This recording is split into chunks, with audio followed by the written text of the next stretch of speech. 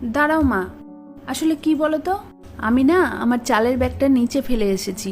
তুমি একটু দাঁড়াও, আমি এক্ষুনি নিয়ে চলে আসছি। ঠিক আছে, নিয়ে আসুন, কিন্তু একটু তাড়াতাড়ি আসবেন।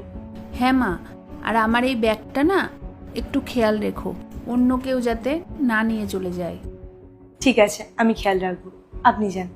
হ্যাঁ মা, আমি এক্ষুনি আসছি।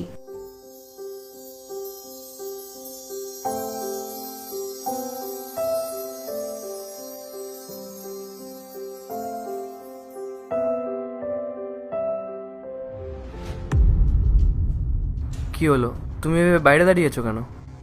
তুমি ওইসব ছাড়ো, তুমি আগে এটা বলো, টাকা জোগাড় করতে পেরেছো? না, টাকা জোগাড় হয়নি। বিপদের সময় যে লোকগুলোর আমি পাশে দাঁড়িয়েছি, যাদেরকে টাকা দিয়ে সাহায্য করেছি, আজ তারাই আমার মুখের ওপর দরজা বন্ধ করে দিয়েছে। ওরা বলেছে তুমি এখান থেকে চলে যাও, আমি তোমাকে কোনো সাহায্য করতে পারবো না। আর আরেকদিকে আমাদের বাচ্চা জীবনের সাথে লড়াই করছে। আমি তখন বুঝতে পারছি না যে কি করব, কি করে এতগুলো টাকা জোগাড় করব।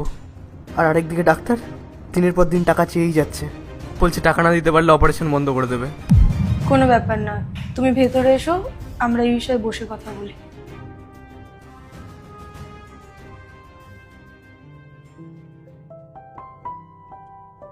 এবার বলো যে এটা নিয়ে বাইরে দাঁড়িয়েছিলে কেন? আর ওই ব্যাগটা, ওটা কার? আর একজন বয়স্ক মহিলা এসেছিলেন, তো আমি ওনাকে এটা দিচ্ছিলাম। তখন উনি বললেন উনি চালের ব্যাগটা নিচে ভুলে এসেছেন। উনি চালের ব্যাগটা নিতে গেলেন, আমি ওনার জন্য কতক্ষণ ধরে অপেক্ষা করছিলাম। আর দেখো, অপেক্ষা করতে করতে তুমিও চলে এলে। পায়েল, তুমি এত অবুঝ কেন? আমি তোমাকে কতবার বুঝিয়েছি যে অচেনা কোনো লোকের জিনিসপত্র আমাদের বাড়িতে রাখবে না। এখন যদি ওই ব্যাগটার মধ্যে কোনো ইল্লিগাল জিনিস থাকে, তখন তখন তো আমরা ফেসে যাবো। আচ্ছা তুমিই বলো, যদি ওনার এটা নেওয়ারই হতো, তাহলে তো উনি ব্যাগটা ওনার সঙ্গে করে নিয়ে যেতে পারতো। উনি তোমাকে বললো যে ব্যাগটা নিয়ে আসি, ওনার যদি ব্যাগটাই নেওয়ার হতো তাহলে তো উনি এটা সঙ্গে করে নিয়ে যেতে পারতো। হ্যাঁ রাহুল, তুমি তো ঠিকই বলেছো, আমি তো এটা ভেবেই দেখিনি। কিন্তু তুমি অত চিন্তা করো না, উনি আমাদের সাথে এমন কেন করবে? আরে কারো মুখে কি লেখা থাকে যে কে ভালো কে খারাপ? এমনিতেই আমরা একটা সমস্যার মধ্যে আছি, আবার নতুন করে একটা সমস্যা চলে আসলো। না পায়েল, এটা হতে পারে না। আমি একটা কাজ করি, আমি নিচে গিয়ে ওয়াচম্যানকে জিজ্ঞাসা করি যে উনি কোনো অচেনা মহিলাকে আমাদের ফ্ল্যাটে আসতে দেখেছেন কিনা। হতেও পারে উনি হয়তো দেখেছেন। আচ্ছা ঠিক আছে।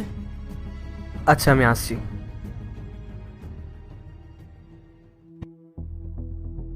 পায়েল, পায়েল একটু বাইরে এসো। রাহুল, কি হয়েছে? তুমি তো ঘাবড়ে আছো কেন?